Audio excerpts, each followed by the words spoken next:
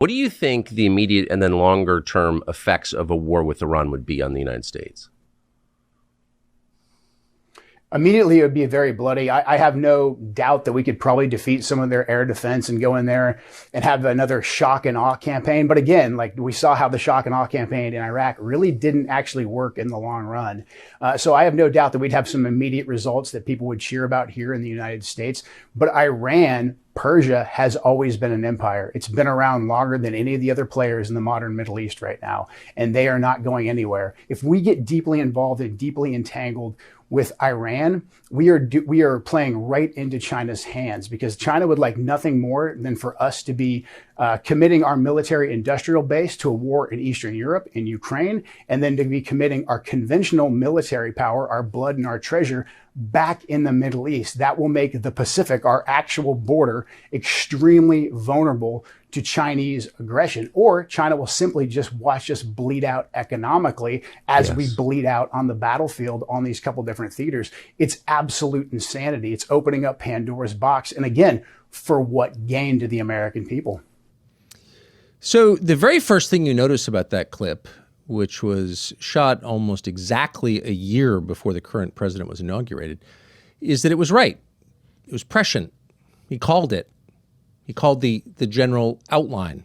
Not that it was hard to call, but Joe Kent knows what he's talking about. He spent a lot of his life in that region. And he said, a year before this current presidency began, this is a big, serious country.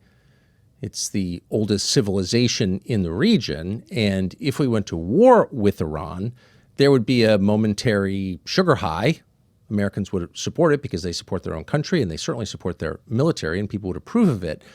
But very quickly, you could see a process by which we got caught there, trapped there, bear trap. Hard to extricate yourself from that. And sitting on the sidelines would be our chief global competitor, China, who would be silently nodding along with a slowly spreading grin, knowing that they were the main beneficiary of what they were seeing, of our waste of American lives and treasure, as Joe Kent said. So we haven't reached that stage, thankfully. We're moving toward it, and everyone who's watching carefully knows that. And if you're honest, you know that.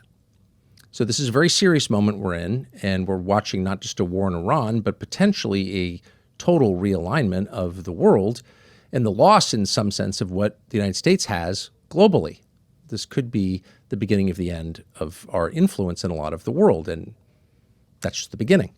So again, that's a big deal. It's starting to dawn on people, and that leaves Joe Kent as one of the relatively few people connected to this administration who said it in public. Is that good or bad? Well, it may seem good. Of course, you want to be around people who have clarity about what's going to happen next. But in practical terms, it's bad. In fact, it's always bad.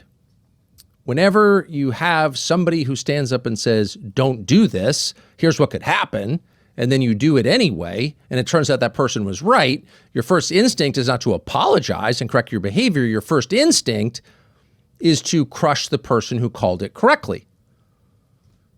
And that's your instinct because, and it's the lowest of all instincts, but it's a human instinct. That's your instinct because his correct prediction is an indictment of you, of course. And it's a way to deflect attacks on you and your own culpability by blaming the guy who told you it was going to happen before you did it. And this is a long-standing fact of human life. And in the last 60 years in this country, it has been the iron law of foreign policy, which is to say, when things go wrong, the only people who get punished are the people who criticize the adventure in the first place.